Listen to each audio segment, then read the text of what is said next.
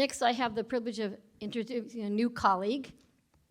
Dr. Michelle Keller recently joined the faculty of the USC Leonard Davis School of Gerontology, having come over from Cedars-Sinai Medical Center. She's a health services researcher with training in epidemiology and qualitative research methods. Her research focuses on improving medication management in older adults and facilitating patient-clinician communication. Her current work is focused on evaluating patient-centered deprescribing for high-risk medications such as opioids, benzodiazepines, and sleep medications in older adults. Please join me in welcoming Dr. Keller, who will be speaking today about medications and risk for cognitive impairment.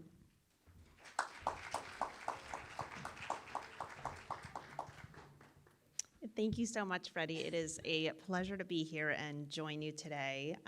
Very excited to see such an excited group of people who are taking their Saturday to spend some time thinking about how do we improve care for our older adults with dementia.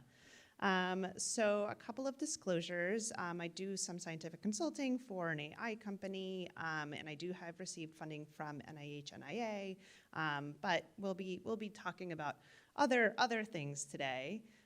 So we're going to be briefly talking about what are some, trying to identify potentially inappropriate medications, really diving into the issue of anticholinergic burden and how it relates to cognitive impairment and dementia care, and really thinking about, how do we promote shared decision making in when we're talking about these medications in dementia management, and I should say really beyond dementia management. So in our patients who are don't have any sort of mild cognitive impairment or dementia, but are at risk of developing some of these conditions.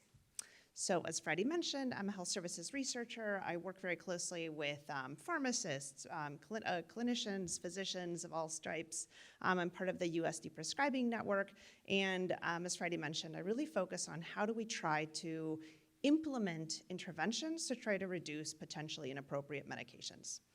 So I've been using this term quite a bit. What do we mean when we say a medication is potentially inappropriate? And this comes up when I'm talking to family members, when I'm talking to people about my research. They say, well, my doctor told me to take this, right?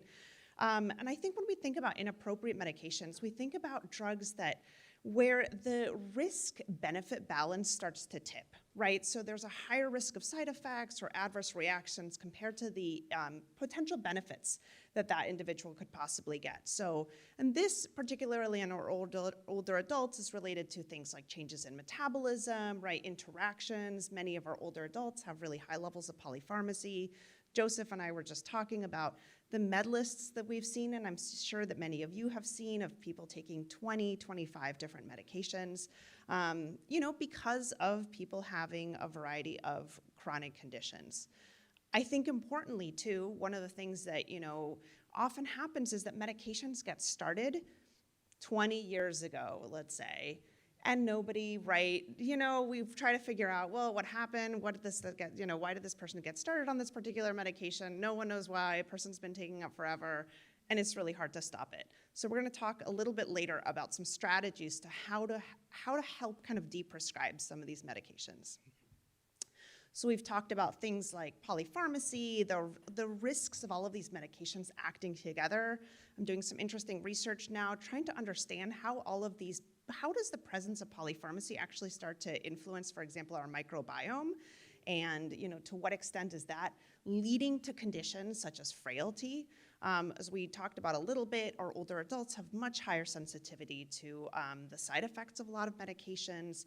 We're really going to be talking about medications that have a big impact on cognitive impairment. So even individuals who actually don't have dementia, who may actually have confusion and cognitive impairment as a result of taking medications. And then of course, we all know that many of these medications, it is harder as an older adult to metabolize and actually get rid of these medications in our bodies so they stay longer. So I'll be talking kind of, quite a bit about the American Geriatrics has a whole list, and they update this every 3 to 4 years, the Beers criteria. Many of you are very likely quite aware of this. And they list a variety of different medication types. I think it's always useful to take a look at what do the latest Beers medications look like. very small print, but the important thing is you can always Google this, AGS, Beers criteria, right? So and many of us know this already, our antipsychotics, our benzodiazepines, these are medications that I spend a lot of time thinking about. Things like, the medications such as Ambien and the Z drugs, right, which people kind of tend to take thinking they're not that risky. They've heard maybe things like Xanax and some of the other drugs are more risky, but their friend takes Ambien every day, so why not? Like, they borrowed some of theirs, and before you know it, they're taking it for the next 10 years. So that's kind of where some of these things get started, and that's why it's important for us, to really stop and think and stop this kind of clinical inertia, so that we make sure that our patients end up kind of in a healthier place. So now I want to talk really about the issue of anticholinergic burden.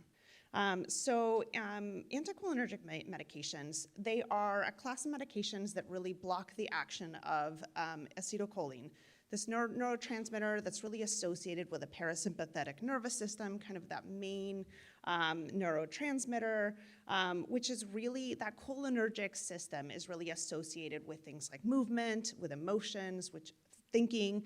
So you can imagine if you're blocking the effects of this neurotransmitter, you're going to affect a variety of these different processes. So medications, and we'll talk a little bit later, and you can, as I mentioned, I'm going to show you a variety of different ways to identify how, which medications have the highest anticholinergic burden, and most importantly, the additive effects of these medications. Medications with anticholinergic effects are used to treat a variety of things through our body. Things like depression, there's a variety of antidepressants, some the tricyclic antidepressants, some SSRIs, and our antipsychotics, things like allergies, coughs and colds, incontinence, urinary retention, and some pain medications as well. And they're very widely prescribed, as you can see. I mean, these conditions cover the entire body. These are medications that are very widely used. And as we'll talk about, the importance is, of course, one medication that's potentially inappropriate is not great. The thing that we really start to get concerned about is when we start to have this additive effect of a variety of different medications loading up, and all of a sudden that person has a really high anticholinergic burden. So to kind of, here's some of the medications that I mentioned. And as I mentioned, no need to kind of memorize these. You can always look at the AGS Beers criteria. And as I mentioned, I'll talk about some screening tools to talk about to how to identify. So why do we care about these medications? These medications have been found to increase the risk of dementia. So there was a really great, very large cohort study published in 2015 where they followed individuals who started without dementia, and they actually followed them for a mean of 7 years. And they looked at what was their anticholinergic burden. They looked at all the medications that these patients were taking, and then 7 years later, they looked to see who developed dementia. Those patients with the highest kind of anticholinergic burden had a 50% higher risk of developing dementia. So that's pretty striking. And you saw a really kind of linear effect. The more the kind of, as the burden went up, the higher the risk of developing dementia. But these medications also have issues related to mortality. They're related with fall. They're associated with fall-related hospitalizations. And they also really kind of, and now particularly in our patients with dementia, they can increase the risk of delirium. They can really reduce quality of life. So in individuals where we're already trying to, ensure that they have kind of the best cognitive health possible, they're already taking some of that away. So that's why I think it's so important to really think about these medications. So the general approach that I think about when thinking about these medications is really the 4 A's, and it's a little small on the slide, but I'll go through it. So I think of awareness, right? Thinking about, do you know your anticholinergic side effects? And I think some of these side effects are very often not confused, but thought of as, oh, this is just something older people have, when in fact it's the anticholinergic medication that's causing this. So things like, for example, confusion, dizziness, sedation, blurred vision or dry eyes, feeling hot, decreased sweating, having a dry mouth, constipation, urinary retention, and if you're like scrambling to write all these down, they are on your slide, so don't worry. Things like anxiety, behavioral problems, agitation, many of these actually could be related to the anticholinergic burden. A really good example of this is I was working with some clinical colleagues, and they were telling me about a patient who had come in. He was on, 20 plus medications. He was being seen for the progression of his mild cognitive impairment. And what was so striking is that they were saying from the first time that they saw him to like 3 or 4 months later, after deprescribing many of these medications, his cognitive scores were improving, which is not what they necessarily expected, right? I mean, because we know that mild cognitive impairment can kind of decrease your cognition, but they were actually seeing that this person was doing better. They were a lot less agitated, a lot less anxious, having a better quality of life. So important to kind of think about the additive effects. I included here a variety of different kind of choices with lower anticholinergic burden, because sometimes, a person does have, reasons to take a particular medication, and there are choices that have a lower anticholinergic burden. So a little small to see. If you want a better kind of copy of some of these slides, I'll include my email at the end. Please feel free to email me, and I can send you some of those. So how do we actually look at anticholinergic burden? There's been some great online tools where you can type in kind of like the medications that your patient is taking, and it'll calculate a burden for you. So you don't have to kind of do the math. You don't have to see. There's medications that have a higher burden, some with a lower burden. You don't have to kind of do all of that sleuthing. This one I really like, AC. It's the Aging Brain Care Calculator. acbccalc.com, and that's a kind of a way to quickly calculate those. So a variety of and there are a variety of these different scales. I think the important thing is focusing on the medications that have this, again, kind of the additive effect, and focusing on those that have like the greatest anticholinergic punch. The number 3s. So hard to see on your little screen here, but the drugs with a score of 3, those are the ones with the highest degree of anticholinergic effects. Other kind of different tools that you might consider, in treating older or managing the medications of older adults living with dementia. There's a variety of different, kind of similar to the Beers criteria, but these are really more specific. So in frail adults with limited life expectancy, this particular tool, the Stop Frail, will help kind of identify which medications are really not, gonna actually have that much benefit in the long run, right? So particularly medications which we think about to prevent certain conditions. So they have a time to benefit. It may take 3 to 4. So a perfect example is, a statin, right? It can take 2 to 3 years to see the effect of a statin. And so if with an older adult that's like a 6-month life expectancy, that may not necessarily be the best choice. There's another tool called ePrognosis, and they also include some of these, some of the ways to kind of think about how long will it take for a test, a treatment, or a medication to help your patient. And so thinking about, ways to reduce that medication load in, again, places where that risk is starting to outweigh the benefit. So I've gone through a variety of different, these are medications we should think about. This is how we can screen for them. This is how we can calculate anticholinergic burden. So now what? How do we deprescribe? These are, I think, complex conversations that take some thought. And there's been some really good research actually thinking about how do we approach these conversations in a way that patients do not feel like anybody is giving up on them, right? That we're not taking something away that could really be, that they feel like, oh, you're stopping the statin, you're just letting go, you don't care anymore, right? And so I think the focus really has to be on things like quality of life, first and foremost. Reduction of side effects. How do we make your day-to-day better? How do we make sure that you are feeling your best, your anxiety is going down, your cognition is the best it could be? And some research has been that they've found are phrases like, given your age and your other health problems, I'm really worried that you're at increased risk of side effects from this medication. This medicine has been linked to side effects such as memory, concentration, balance and falls, hospitalization, and death in older adults. This medicine is not good for you in the long run. Let's work together to slowly reduce the dose and get you off of it over time.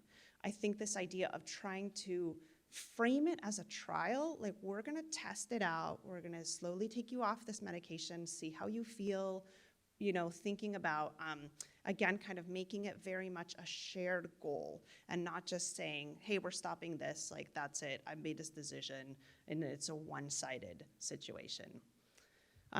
We've really found in working with, so when I was at Cedars-Sinai, we did a lot of work around benzodiazepines, and one of the things that we found to be actually very effective was just we mailed some brochures about the risks and benefits, mostly the risks, of benzodiazepines to patients. And I will tell you, people were very skeptical. They were like, you're gonna mail some patient education materials, everyone's gonna just throw them in the trash. We actually found that it resulted in nearly a 10% greater probability of complete benzodiazepine discontinuation. We had patients who were messaging their doctor saying, no one has ever explained the risks of these medications to me. I had no idea. And I would really like to get off of them, which we found really surprising and exciting. And so I think something as simple as just, something where they can take home and they can read it through with their families is a really kind of simple and relatively cheap approach. Where can you get these patient education pamphlets? There's a variety of different materials. If you go to deprescribing.org, they have tons of resources. They have a variety of different deprescribing algorithms. So how do you take, for example, a benzodiazepine and slowly taper it off? How about an antipsychotic? How slow should you take that taper down? They have some wonderful algorithms, and they are in the process of kind of putting together a variety of guidelines on deprescribing. We have a lot of guidelines on how to prescribe. We don't have a lot of guidelines on how to take meds off, right? So I think they're doing a fantastic job. Really, really recommend. This is all at deprescribing.org. I really recommend their resources. Here's one for benzodiazepines. Last thing I want to touch upon is how do we work with care partners to deprescribe? So I've done some research in talking to caregivers, and they, as many of you know, place an immense amount of pride in the work that they do to try to take care of that person who they're, caring for. So I think it's that same sense of, we know that you're doing the best you can. We want to try to improve that quality of life. We want to try to show that there's a lack of benefit now, and there's a variety of side effects. And I think trying to get to that place where you both say, it's not worth it anymore, right? Setting deprescribing conversations can take a while, so really setting that stage over time, contrasting the benefits and the medications with the immediate risks. So for example, let's say, as we talked about, with the time to, those medications that take time, the benefit may be way down the road for somebody, but the harm is now, right? So that's why kind of really thinking about the fact that it may take a variety of it may take several conversations before you're able to kind of get that person to buy in, or their family, and that's okay. So thinking about, as kind of to summarize, so deprescribing can take a long time. Patients and their families will need some support. Thinking about taking a trial period, maybe you're going to say, hey, we're going to try this out for a couple of months, try tapering you down. We want to make sure you don't feel any withdrawal effects. We're going to do it really slowly. Thinking about dose reductions, even if not complete discontinuations, is a win. I think there's some great evidence that just reducing the dose of many of these medications can reduce, our anticholinergic burden. And I think, many older adults might say, if you, instead of framing it as we're going to stop this medication completely, saying we're just going to lower the dose. We want you to be safe. So let's just lower the dose before we get to a place where we completely discontinue it. If you have access to a clinical pharmacist, they're amazing resources. And as I mentioned with my benzodiazepine work, I think a lot of clinicians assume, well, I mean, these medications have harms. Surely somebody, I mean, the benzodiazepines have a black box warning. But still, right, you don't assume they've heard it before.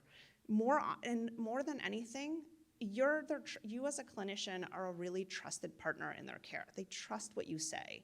And so really emphasizing the harms of these medications may kind of at least plant that seed, so maybe eventually down the line they might consider deprescribing.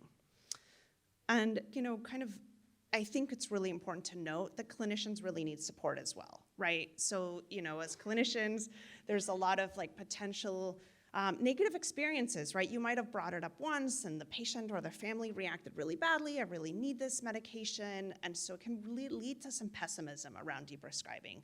I think of it as really analogous to smoking cessation. You just got to keep on trying, maybe the first time didn't work, maybe the fifth time is really when it works. There's also a lot, as we mentioned at the beginning, a lot of inertia, a lot of clinical inertia, and a lot of hesitancy about kind of even discussing medications from another prescriber. I think this is where engaging the patient and their family is critical, because then they can bring it up to the other patient, saying, hey, why don't you ask your other clinician, what do you think about stopping these medications? And you might be surprised, the other clinician agrees. They just thought, they thought you didn't want to change it, right? When are good times to discuss medication changes? I think annual visits, they are very busy, but there are also times where, medications are often being reconciled.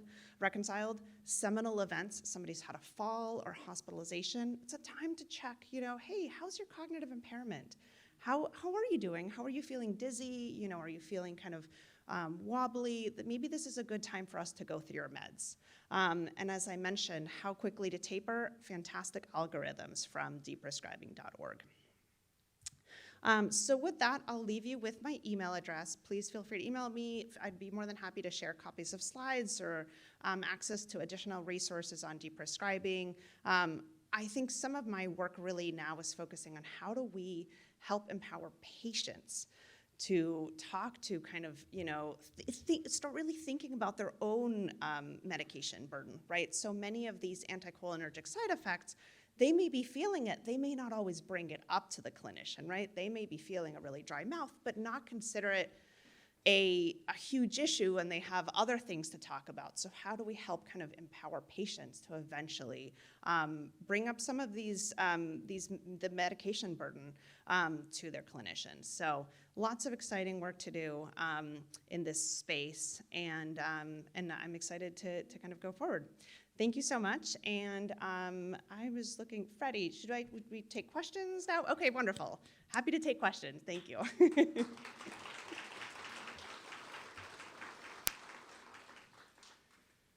Or you can always email me as well.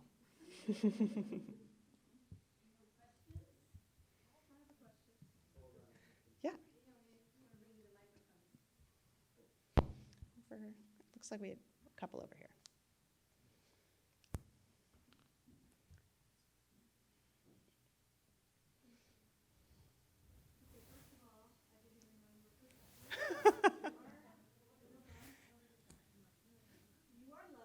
Oh, thank you so much, Linda.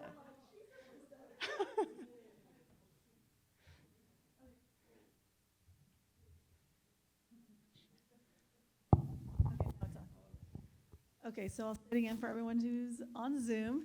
We were sitting with Michelle, and we're like, oh, is this your first time here? We had no idea you were a presenter, and you are so lovely. So I'm an associate clinical social worker, and I work in a subacute locked facility with older adults who are gravely disabled due to mental health diagnosis.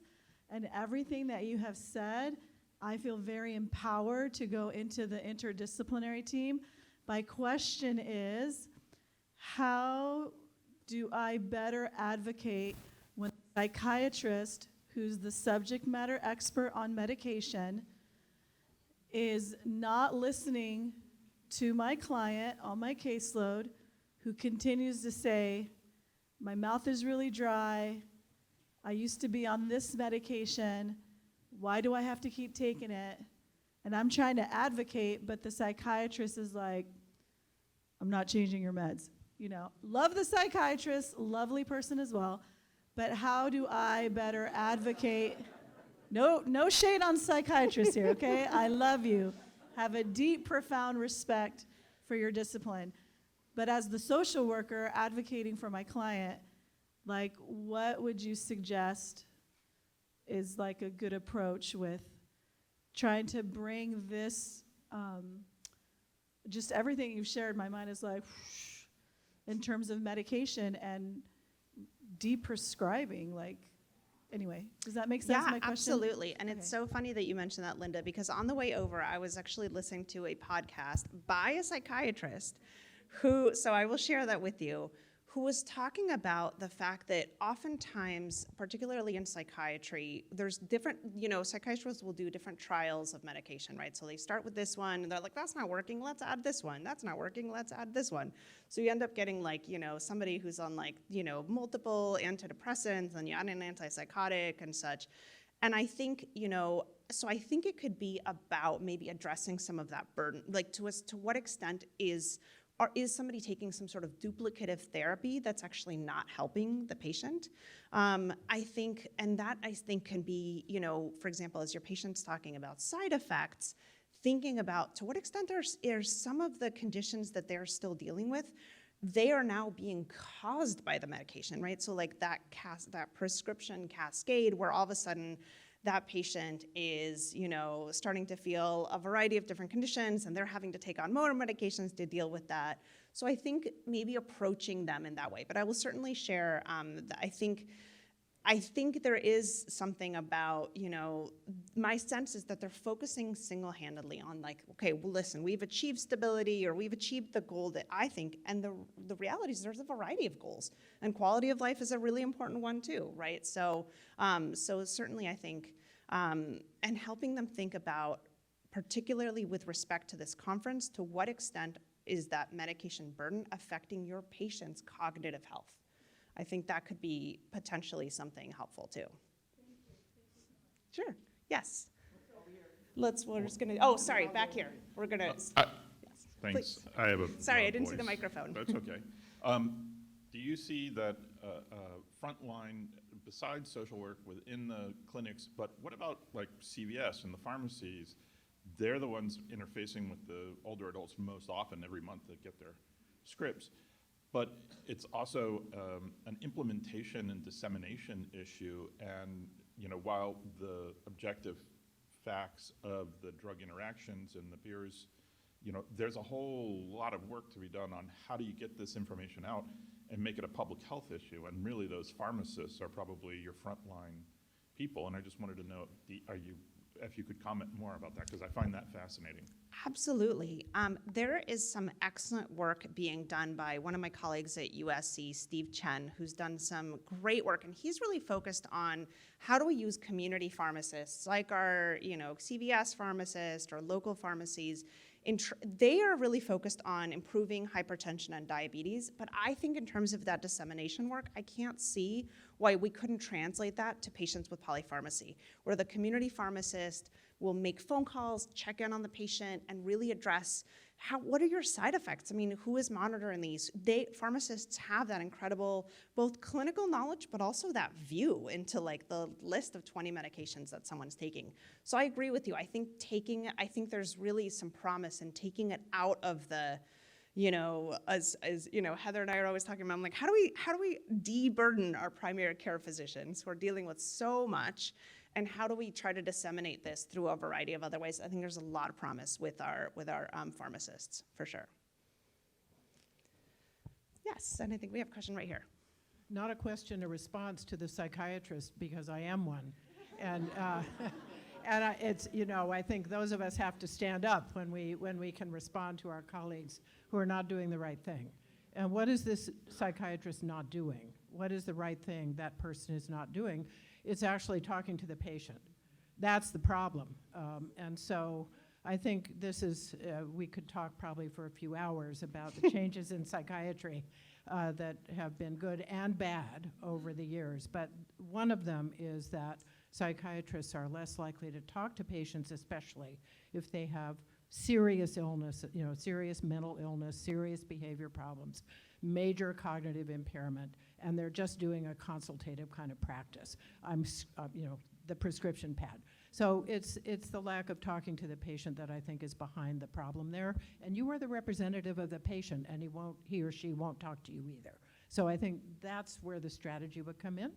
Maybe at the break we can discuss that more. Okay. Okay. Fantastic. And it looks like we have a question. Yes. So I'm a family medicine physician with a geriatric background. We work in an FQHC, and some of my colleagues are here with me. I wanted to learn a little bit more. We are very fortunate we have USC GWEP with us. We do get a clinical pharmacist with us. I'd love to hear some real-world examples of how we can utilize our clinical pharmacist better. Yeah, absolutely. I think clinical pharmacists can be amazing in actually, kind of to our point, they have more time to talk to the patient, right? So I think it can be a really, so I'm working on a study right now where we're sending our patients with like our highest risk polypharmacy and having them and seeing the clinical pharmacist. And the idea is it's a thorough medication review, trying to identify drug-related problems, medication adherence issues, drug-drug interactions. Identifying side effects, I think, is a critical issue that I think pharmacists are very good at doing. And really kind of also thinking about ways and try to simplify medication regimens. So identifying duplicative therapies, as we were saying, I think they can be, and I actually think they're also really great in pharmacists that I've worked with are amazing at talking to patients. Patients feel very at ease. They can ask maybe many of the questions where they may not have always asked the physician because they're like, I don't know if my doctor cares about this, right? But they feel like they can kind of share a lot with physicians, with pharmacists. So I think if you have that opportunity to really have the clinical pharmacists meet with the patients, that's a really great way to do that. And if not, I think even just a med review, right, of like having them look at like the anticholinergic burden and saying, what are alternatives that you would recommend could be really useful too. Great. I think other questions? No?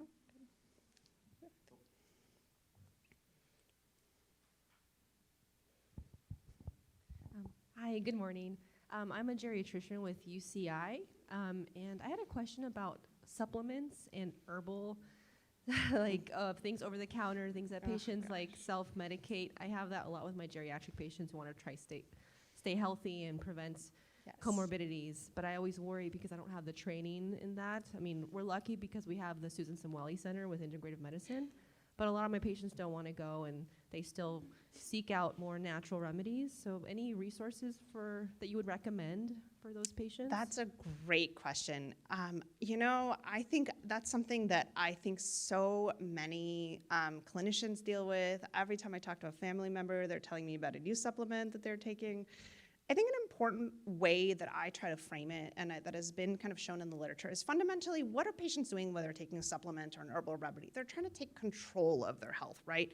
They feel like, and they're trying to do something like good for themselves. They're trying to, I think there's also perceptions about like natural is better, right? Or like it's a vitamin, like there's vitamins in cereal, so it must be good for me. What I really tried to emphasize is, as I'm speaking, you're preaching to the choir here, right? Natural is not always better. But more important than that is there's really kind of research showing that because some supplements are so unregulated, the doses can be very dangerous. There's really, I think, and I'm happy to kind of look into some resources like, there's really high potentials for liver and kidney damage. And so maybe emphasizing at least like you may think you're doing, I guess the frame is, right, I know you want to take care of yourself. I know that being healthy is really important. That's why I really want you to be careful when you take these unregulated supplements because I don't want you to damage your liver or your kidney. I'd rather you drink some water and go take a walk, compared to that. But I think it's a huge issue. I think it's really, and the promises, the promises that the supplement makers make and that we see, we're bombarded by the incredible advertising of this like multi-billion-dollar industry. It's really hard to fight. So like I said, that's what I kind of would advise. But if I do see better resources, I will bring it to next year's conference. Yeah.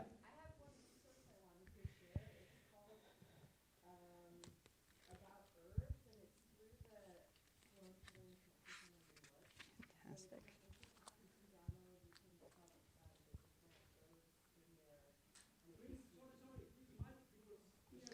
I'm gonna repeat what was said. So it's a website, it's a resource from the Sloan Kettering Center. It's called About Herbs, and that is a good resource for. And I will take a look at it myself. Excellent. To be able to send to patients and looking at that. And it looks like we have another resource potentially here too. We have one. Oh, last another question. Hold on a second, please. We have a question here. Buenos días. Hola, doctora. So my question is a research question, right? Your amazing work on seeing the prescription as a modifiable risk factor for cognitive decline. My question is about your knowledge or the data saying race, ethnicity interactions, because I'm thinking about, and I don't know the literature, I'm thinking about clinical trials and the representation of our underserved communities in clinical trials. So do we know that because of the lack of representation, the interaction of those medications is worse in our communities of color? And how do we, if we know, what can we do about it? Yeah, fantastic question. I would say that this particular research field, and many, is really has, again, not done a great job of including communities of color.